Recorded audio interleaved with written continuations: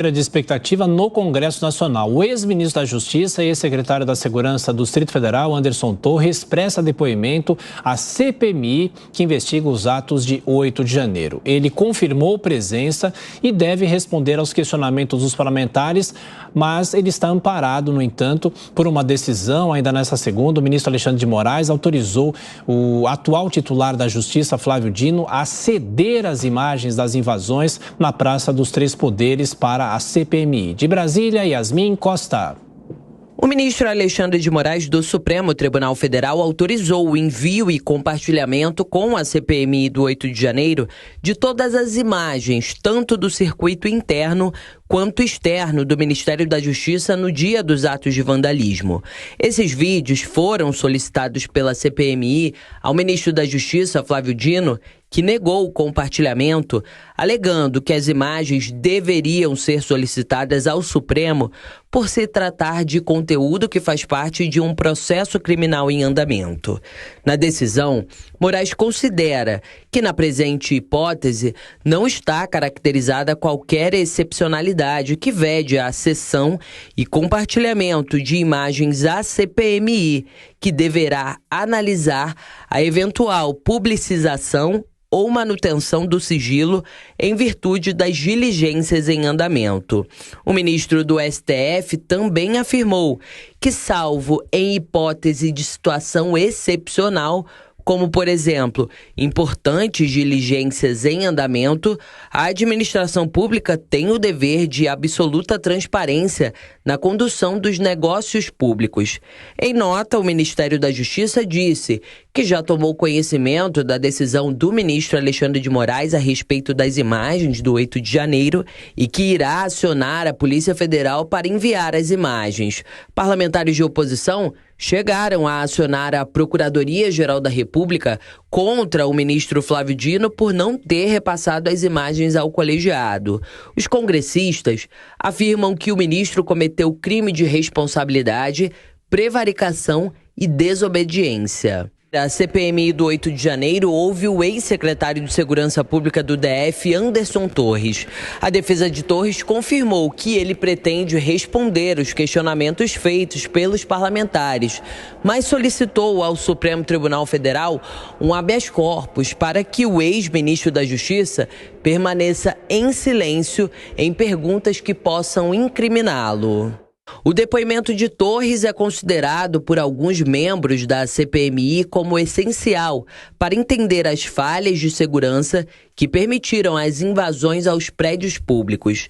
Torres era o secretário de Segurança Pública do DF, responsável pelo comando do policiamento na região.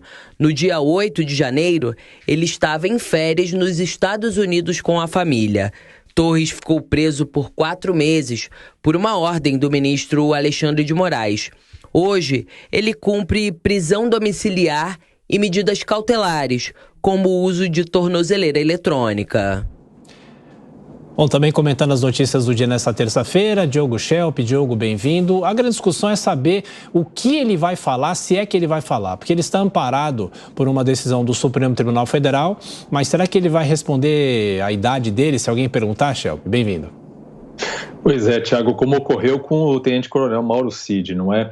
Então, bom dia a você, a Lívia, a Beraldo, bom dia a todos. De fato, Anderson Torres é um personagem central deste 8 de janeiro. Ele que era chefe da Segurança Pública do Distrito Federal, o responsável por garantir a segurança em Brasília, na Esplanada, e ele foi ministro da Justiça de Jair Bolsonaro. Então, ele, obviamente, é um alvo, tanto por ter sido supostamente omisso em relação aos atos de 8 de janeiro, ele sequer estava no Brasil na ocasião, mesmo havendo informações, disponíveis já naquela ocasião de que haveriam manifestações naquele 8 de janeiro, e, obviamente, também pela suspeita que foi despertada pela minuta do golpe que foi encontrada na sua casa pela Polícia Federal, uma minuta que dizia respeito ao ano passado, em que poderia haver uma espécie de intervenção no TSE após o resultado das eleições. É muito provável que Anderson Torres não fale nada, principalmente porque ele está amparado por essa decisão do STF, mas as perguntas vão ser feitas mesmo assim, né? E uma delas é por que ele viajou para os Estados Unidos 2 dias antes de 8 de janeiro, mesmo tendo informações de que poderia ter uma manifestação em Brasília e mesmo supostamente não tendo direito às férias, que só seriam de direito a partir do dia 9 de janeiro. Essas questões, Beraldo, que o Schelp levantou, essas duas questões são apontadas como talvez as principais a serem levantadas durante essa oitiva de Anderson Torres, que é essa viagem feita para os Estados Unidos e que compreendeu justamente esse período de véspera e dos atos de 8 de janeiro e a própria minuta chamada do golpe, que trata de uma minuta de decreto de estado de defesa no TSE, tecnicamente falando, na casa de Anderson Torres durante um cumprimento de mandado de busca e apreensão pela Polícia Federal.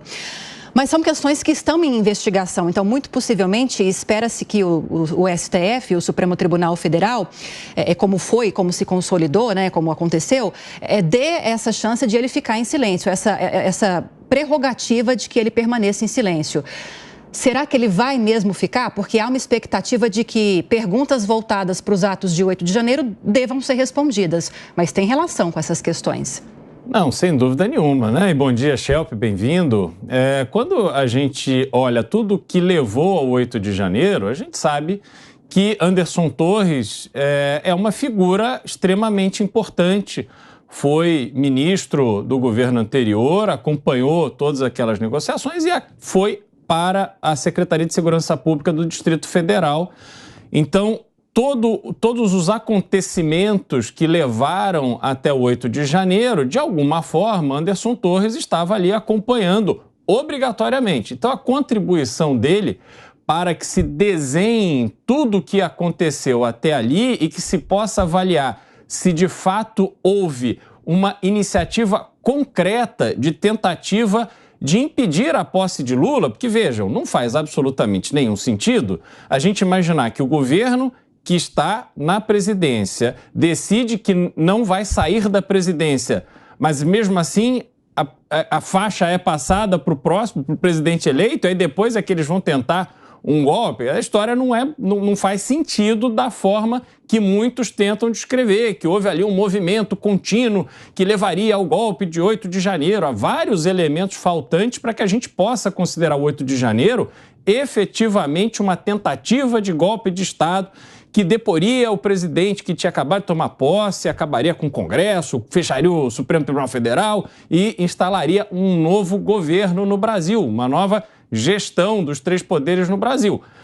Agora, a gente tem também a questão das imagens. As imagens, provavelmente, elas dirão muito mais pelo que elas não mostram do que efetivamente pelo que elas mostram. Então, vamos acompanhar aí e ver o que tem de informação nova, tanto nas imagens quanto nas eventuais declarações que Anderson Torres dará hoje. É isso, a sessão começa às 9, a gente vai acompanhar.